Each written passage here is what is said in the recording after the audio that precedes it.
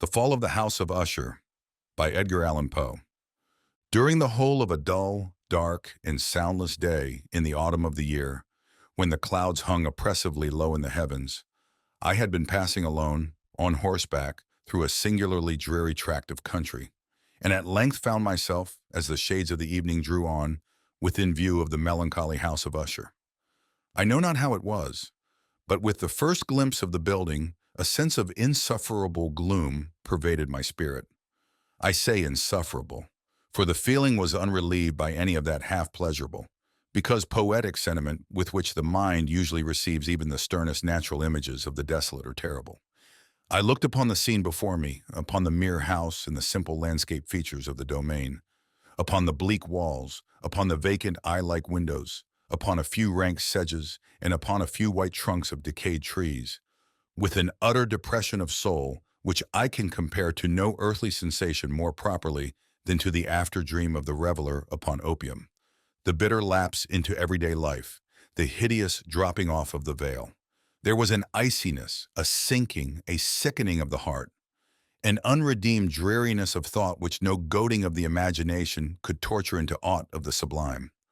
What was it, I paused to think, what was it that so unnerved me in the contemplation of the house of Usher? It was a mystery all insoluble, nor could I grapple with the shadowy fancies that crowded upon me as I pondered. I was forced to fall back upon the unsatisfactory conclusion that while beyond doubt there are combinations of very simple natural objects which have the power of thus affecting us, still the analysis of this power lies among considerations beyond our depth. It was possible, I reflected, that a mere different arrangement of the particulars of the scene, of the details of the picture, would be sufficient to modify, or perhaps to annihilate, its capacity for sorrowful impression. And, acting upon this idea, I reined my horse to the precipitous brink of a black and lurid tarn that lay in unruffled luster by the dwelling, and gazed down, but with a shudder even more thrilling than before, upon the remodeled and inverted images of the gray sedge and the ghastly tree stems in the vacant and eye-like windows. Nevertheless, in this mansion of gloom I now proposed to myself a sojourn of some weeks. Its proprietor, Roderick Usher, had been one of my boon companions in boyhood, but many years had elapsed since our last meeting. A letter, however, had lately reached me in a distant part of the country, a letter from him which in its wildly importunate nature had admitted of no other than a personal reply.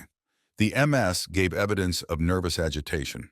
The writer spoke of acute bodily illness, of a mental disorder which oppressed him, and of an earnest desire to see me as his best and indeed his only personal friend, with a view of attempting, by the cheerfulness of my society, some alleviation of his malady. It was the manner in which all this and much more was said. It was the apparent heart that went with his request, which allowed me no room for hesitation, and I accordingly obeyed forthwith what I still considered a very singular summons. Although as boys we had been even intimate associates, yet I really knew little of my friend. His reserve had been always excessive and habitual. I was aware, however, that his very ancient family had been noted, time out of mind, for a peculiar sensibility of temperament, displaying itself through long ages in many works of exalted art, and manifested of late in repeated deeds of munificent yet unobtrusive charity, as well as in a passionate devotion to the intricacies, perhaps even more than to the orthodox and easily recognizable beauties of musical science. I had learned, too, the very remarkable fact that the stem of the Usher race, all time honored as it was, had put forth at no period any enduring branch. In other words, that the entire family lay in the direct line of descent, and had always, with very trifling and very temporary variation, so lain. It was this deficiency I considered while running over in thought the perfect keeping of the character of the premises with the accredited character of the people, and while speculating upon the possible influence which the one, in the long lapse of centuries, might have exercised upon the other. It was this deficiency, perhaps of collateral issue, and the consequent undeviating transmission from sire to son of the patrimony with the name, which had at length so identified the two as to merge the original title of the estate in the quaint and equivocal appellation of the House of Usher, an appellation which seemed to include, in the minds of the peasantry who used it, both the family and the family mansion. I have said that the sole effect of my somewhat childish experiment, that of looking down within the tarn, had been to deepen the first singular impression. There can be no doubt that the consciousness of the rapid increase of my superstition, for why should I not so term it, served mainly to accelerate the increase itself. Such, I have long known, is the paradoxical law of all sentiments having terror as a basis. And it might have been for this reason only that when I again uplifted my eyes to the house itself, from its image in the pool, there grew in my mind a strange fancy, a fancy so ridiculous indeed that I but mention it to show the vivid force of the sensations which oppressed me. I had so worked upon my imagination as really to believe that about the whole mansion and domain there hung an atmosphere peculiar to themselves in their immediate vicinity, an atmosphere which had no affinity with the air of heaven, but which had reeked up from the decayed trees, in the gray wall, in the silent tarn, a pestilent and mystic vapor, dull, sluggish, faintly discernible, and leaden-hued. Shaking off from my spirit what must have been a dream, I scanned more narrowly the real aspect of the building. Its principal feature seemed to be that of an excessive antiquity. The discoloration of ages had been great. Minute fungi overspread the whole exterior, hanging in a fine tangled webwork from the eaves. Yet all this was apart from any extraordinary dilapidation. No portion of the masonry had fallen, and there appeared to be a wild inconsistency between its still perfect adaptation of parts and the crumbling condition of the individual stones. In this there was much that reminded me of the specious totality of old woodwork, which has rotted for long years in some neglected vault, with no disturbance from the breath of the external air. Beyond this indication of extensive decay, however, the fabric gave little token of instability. Perhaps the eye of a scrutinizing observer might have discovered a barely perceptible fissure, which, extending from the roof of the building in front, made its way down the wall in a zigzag direction until it became lost in the sullen waters of the tarn. Noticing these things, I rode over a short causeway to the house. A servant in waiting took my horse, and I entered the Gothic archway of the hall. A valet of stealthy step thence conducted me in silence through many dark and intricate passages in my progress to the studio of his master. Much that I encountered on the way contributed, I know not how, to heighten the vague sentiments of which I have already spoken. While the objects around me, while the carvings of the ceilings, the somber tapestries of the walls, the ebon blackness of the floors, and the phantasmagoric armorial trophies which rattled as I strode, were but matters to which, or to such as which, I had been accustomed from my infancy, while I hesitated not to acknowledge how familiar was all this, I still wondered to find how unfamiliar were the fancies which ordinary images were stirring up. On one of the staircases, I met the physician of the family. His countenance, I thought, wore a mingled expression of low cunning and perplexity. He accosted me with trepidation and passed on. The valet now threw open a door and ushered me into the presence of his master. The room in which I found myself was very large and lofty. The windows were long, narrow, and pointed, and at so vast a distance from the black oaken floor as to be altogether inaccessible from within. Feeble gleams of encrimsoned light made their way through the trellised panes, and served to render sufficiently distinct the more prominent objects around. The eye, however, struggled in vain to reach the remoter angles of the chamber, or the recesses of the vaulted and fretted ceiling. Dark draperies hung upon the walls. The general furniture was profuse, comfortless, antique, and tattered. Many books and musical instruments lay scattered about, but failed to give any vitality to the scene. I felt that I breathed an atmosphere of sorrow. An air of stern, deep, and irredeemable gloom hung over and pervaded all. Upon my entrance, Usher arose from a sofa on which he had been lying at full length, and greeted me with a vivacious warmth which had much in it, I at first thought, of an overdone cordiality, of the constrained effort of the ennui man of the world. A glance, however, at his countenance convinced me of his perfect sincerity. We sat down, and for some moments, while he spoke not, I gazed upon him with a feeling half of pity, half of awe. Surely man had never before so terribly altered in so brief a period as had Roderick Usher. It was with difficulty that I could bring myself to admit the identity of the wan being before me with the companion of my early boyhood. Yet the character of his face had been at all times remarkable. A cadaverousness of complexion, an eye large liquid and luminous beyond comparison, lips somewhat thin and very pallid, but of a surpassingly beautiful curve, a nose of a delicate Hebrew model, but with a breadth of nostril unusual in similar formations, a finely molded chin, speaking in its want of prominence, of a want of moral energy, hair of a more than web-like softness and tenuity. These features, with an inordinate expansion above the regions of the temple, made up altogether a countenance not easily to be forgotten. And now in the mere exaggeration of the prevailing character of these features, and of the expression they were wont to convey, lay so much of change that I doubted to whom I spoke. The now ghastly pallor of the skin, and the now miraculous luster of the eye, above all things startled and even awed me. The silken hair, too, had been suffered to grow all unheeded, and as in its wild gossamer texture it floated rather than fell about the face, I could not, even with effort, connect its arabesque expression with any idea of simple humanity. In the manner of my friend, I was at once struck with an incoherence, an inconsistency, and I soon found this to arise from a series of feeble and futile struggles to overcome an habitual trepidancy, an excessive nervous agitation. For something of this nature I had indeed been prepared no less by his letter than by reminiscences of certain boyish traits and by conclusions deduced from his peculiar physical conformation and temperament. His action was alternately vivacious and sullen. His voice varied rapidly from a tremulous indecision, when the animal spirits seemed utterly in abeyance, to that species of energetic concision, that abrupt, weighty, unhurried, and hollow-sounding enunciation, that leaden, self-balanced, and perfectly modulated guttural utterance, which may be observed in the lost drunkard, or the irreclaimable eater of opium during the periods of his most intense excitement. It was thus that he spoke of the object of my visit, of his earnest desire to see me, and of the solace he expected me to afford him.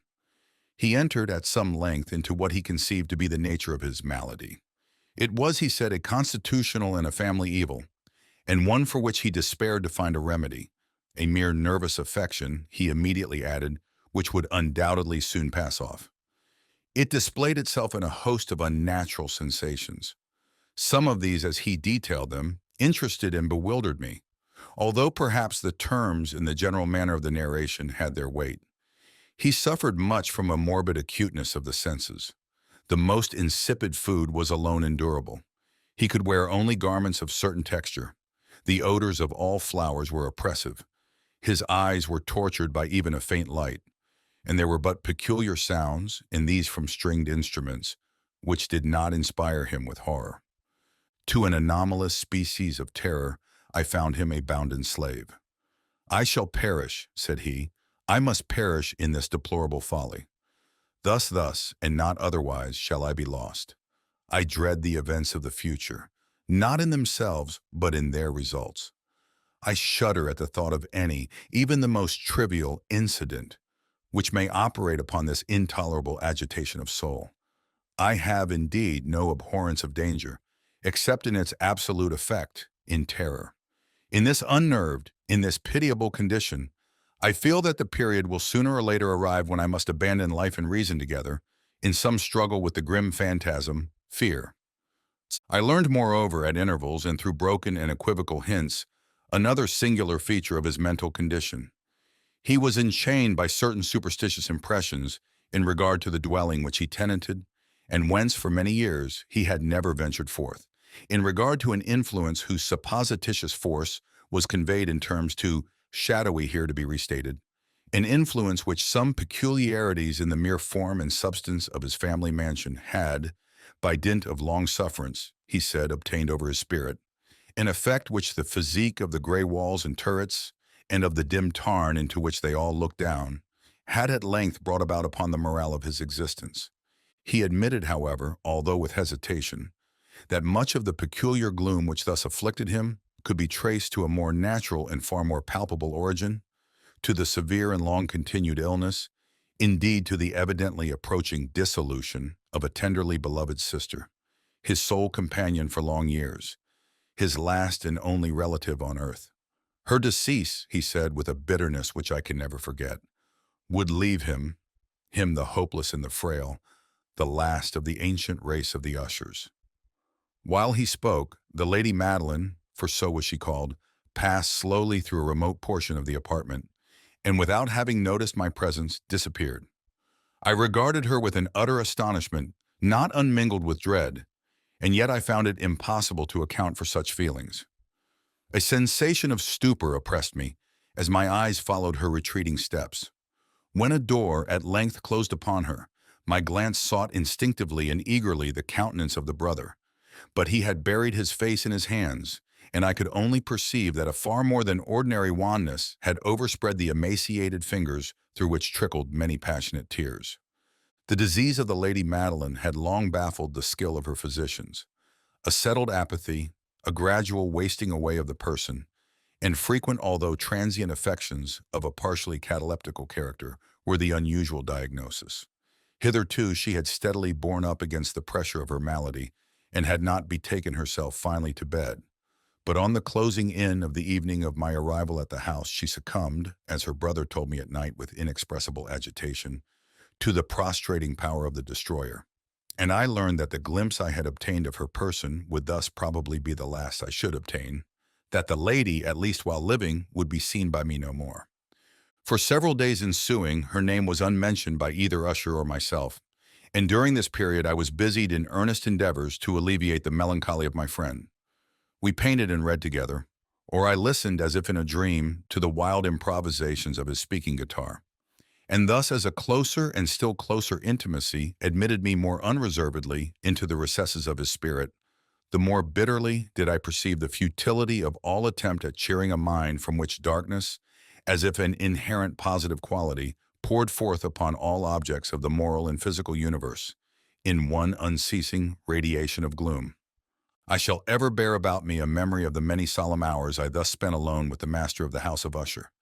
Yet I should fail in any attempt to convey an idea of the exact character of the studies, or of the occupations in which he involved me, or led me the way. In excited and highly distempered ideality threw a sulphureous luster over all. His long improvised dirges will ring forever in my ears. Among other things, I hold painfully in mind a certain singular perversion and amplification of the wild air of the last waltz of von Weber, from the paintings over which his elaborate fancy brooded, and which grew, touch by touch, into vaguenesses at which I shuddered the more thrillingly, because I shuddered knowing not why. From these paintings, vivid as their images now are before me, I would in vain endeavor to adduce more than a small portion which should lie within the compass of merely written words. By the utter simplicity, by the nakedness of his designs, he arrested and overawed attention. If ever mortal painted an idea, that mortal was Roderick Usher, for me at least, in the circumstances then surrounding me. There arose out of the pure abstractions which the hypochondriac contrived to throw upon his canvas an intensity of intolerable awe, no shadow of which felt I ever yet in the contemplation of the certainly glowing yet too concrete reveries of Fuseli.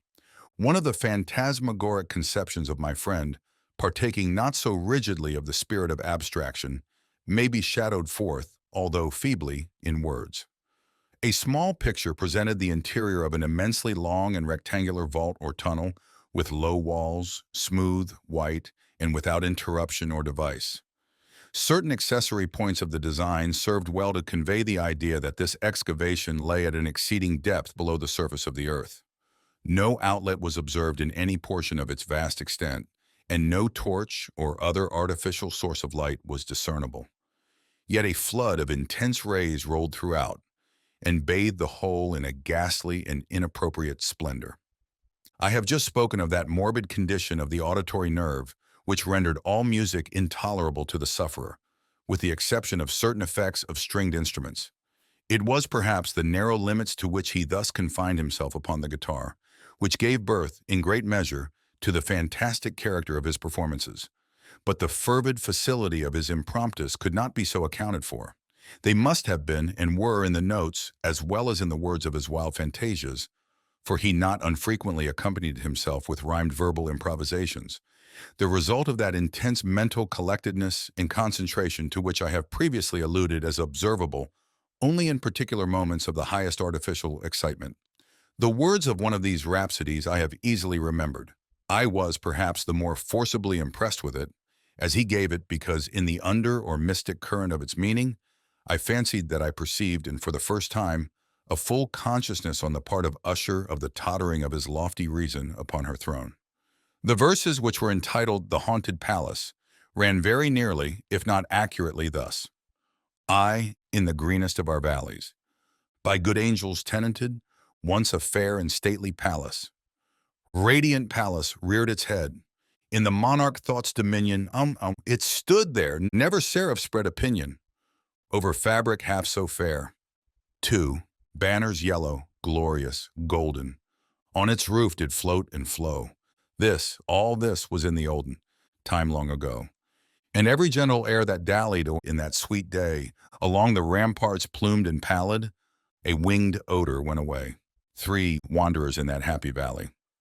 Through 2 luminous windows saw spirits moving musically, to a lute's well-tuned law, round about a throne, where sitting, Porphyrogene, in state his glory well befitting, the ruler of the realm was seen, before, and all with pearl and ruby glowing, was the fair palace door, through which came flowing, flowing, and sparkling evermore, a troop of echoes whose sweet duty was but to sing in voices of surpassing beauty the wit and wisdom of their king.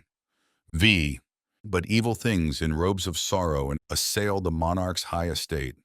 Ah, let us mourn, for never morrow shall dawn upon him desolate, and round about his home the glory that blushed and bloomed is but a dim remembered story of the old time entombed. 6. And travelers now within that valley, through the red-litten windows, see vast forms that move fantastically to a discordant melody, while like a rapid, ghastly river through the pale door, a hideous throng rush out forever and laugh, but smile no more. I well remember that suggestions arising from this ballad led us into a train of thought wherein there became manifest an opinion of Usher's, which I mention not so much on account of its novelty, for other men have thought thus, as on account of the pertinacity with which he maintained it. This opinion, in its general form, was that of the sentience of all vegetable things. But in his disordered fancy, the idea had assumed a more daring character, and trespassed, under certain conditions, upon the kingdom of inorganization. I lack words to express the full extent, or the earnest abandon of his persuasion.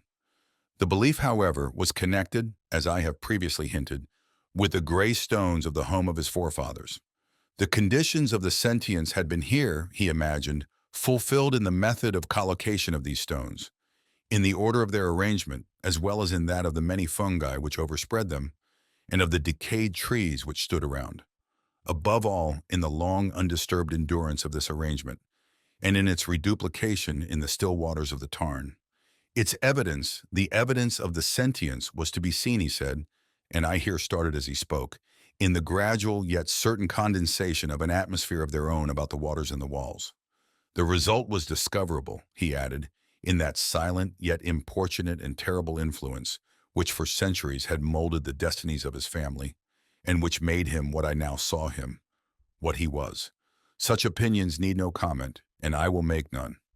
Watson, Dr. Percival, Spallanzani, and especially the Bishop of Llandaff.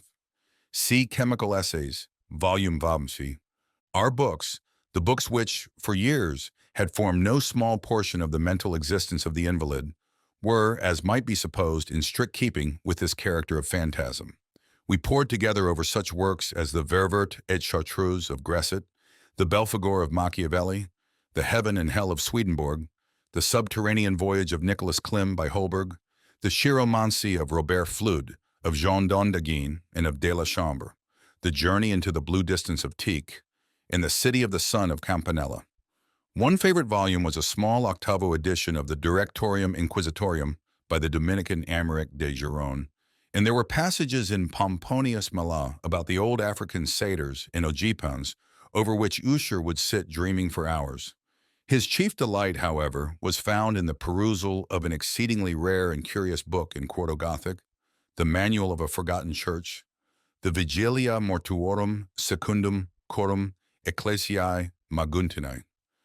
I could not help thinking of the wild ritual of this work, and of its probable influence upon the hypochondriac, when, one evening, having informed me abruptly that the Lady Madeline was no more, he stated his intention of preserving her corpse for a fortnight, previously to its final interment, in one of the numerous vaults within the main walls of the building. The worldly reason, however, assigned for this singular proceeding was one which I did not feel at liberty to dispute. The brother had been led to his resolution, so he told me, by consideration of the unusual character of the malady of the deceased, of certain obtrusive and eager inquiries on the part of her medical men, and of the remote and exposed situation of the burial ground of the family. I will not deny that when I called to mind the sinister countenance of the person whom I met upon the staircase, on the day of my arrival at the house, I had no desire to oppose what I regarded as at best but a harmless, and by no means an unnatural precaution. At the request of Usher, I personally aided him in the arrangements for the temporary entombment. The body having been encoffined, we two alone bore it to its rest. The vault in which we placed it, and which had been so long unopened that our torches, half smothered in its oppressive atmosphere, gave us little opportunity for investigation, was small, damp, and entirely without means of admission for light. Lying at great depth immediately beneath that portion of the building in which was my own sleeping apartment. It had been used, apparently in remote feudal times, for the worst purposes of a donjon keep, and in later days, as a place of deposit for powder or some other highly combustible substance. As a portion of its floor, and the whole interior of a long archway through which we reached it, were carefully sheathed with copper. The door, of massive iron, had been also similarly protected. Its immense weight caused an unusually sharp grating sound as it moved upon its hinges. Having deposited our mournful burden upon trestles within this region of horror, we partially turned aside the yet unscrewed lid of the coffin and looked upon the face of the tenant. A striking similitude between the brother and sister now first arrested my attention, and Usher, divining perhaps my thoughts, murmured out some few words from which I learned that the deceased and himself had been twins, and that sympathies of a scarcely intelligible nature had always existed between them. Our glances, however, rested not long upon the dead, for we could not regard her unawed. The disease which had thus entombed the lady in the maturity of youth had left, as usual in all maladies of a strictly cataleptical character, the mockery of a faint blush upon the bosom and the face, and that suspiciously lingering smile upon the lip which is so terrible in death.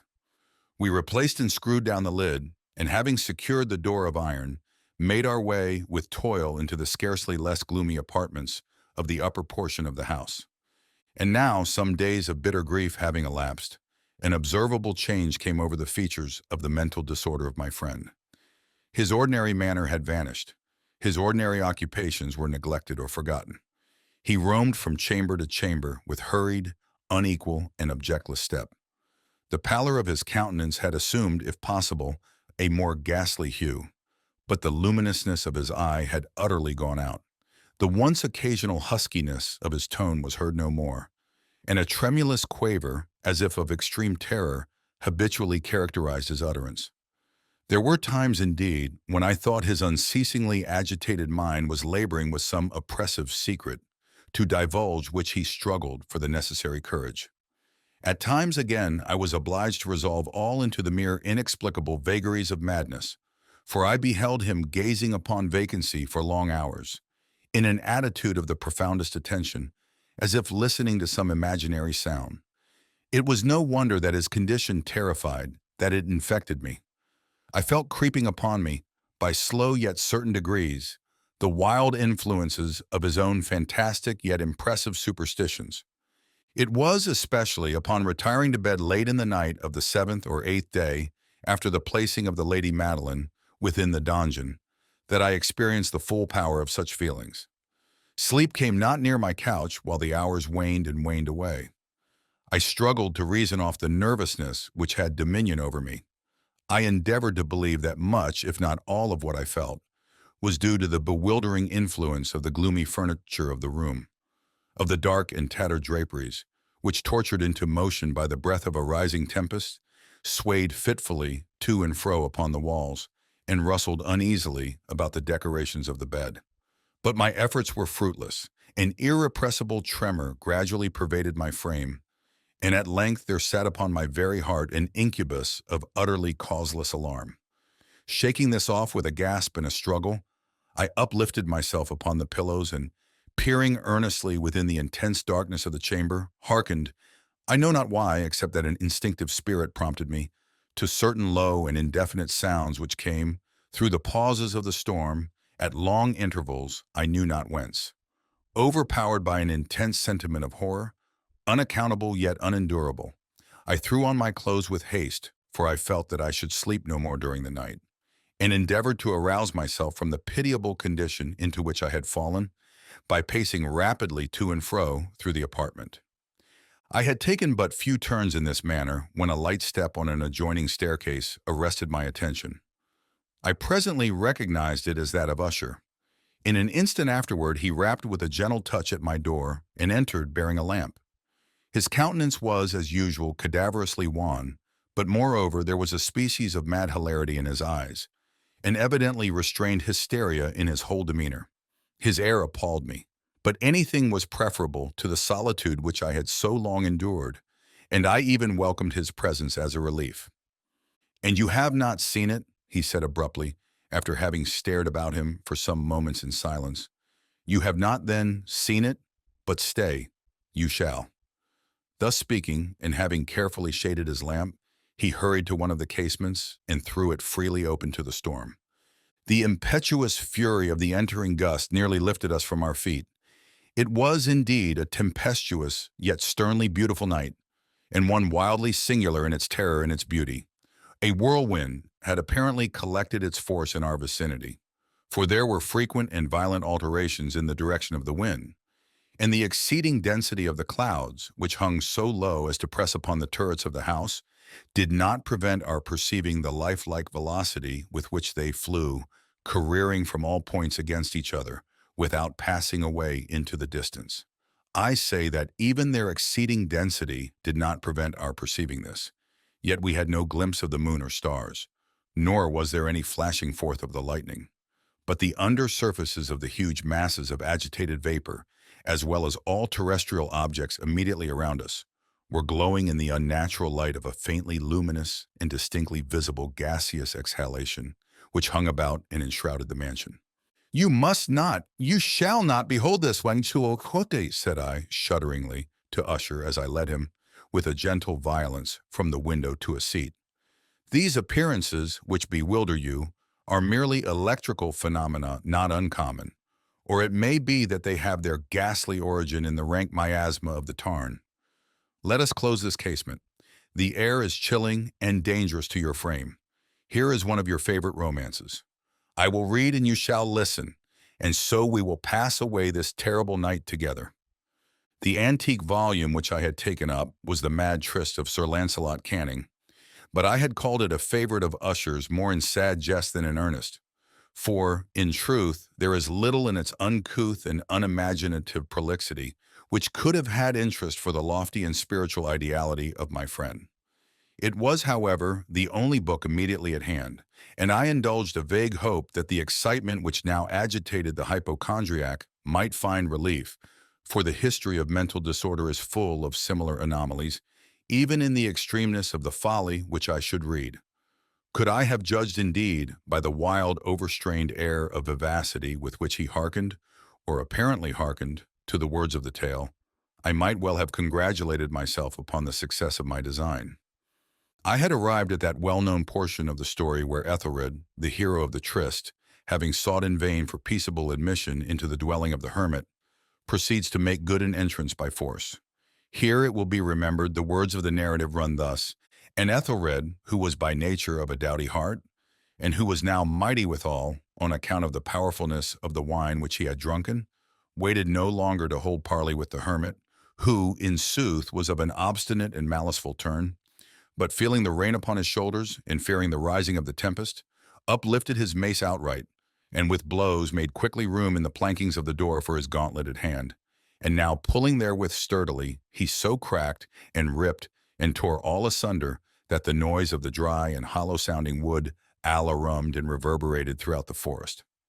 At the termination of this sentence I started, and for a moment paused, for it appeared to me, although I at once concluded that my excited fancy had deceived me, it appeared to me that, from some very remote portion of the mansion, there came indistinctly to my ears what might have been, in its exact similarity of character, the echo, but a stifled and dull one certainly, of the very cracking and ripping sound which Sir Launcelot had so particularly described.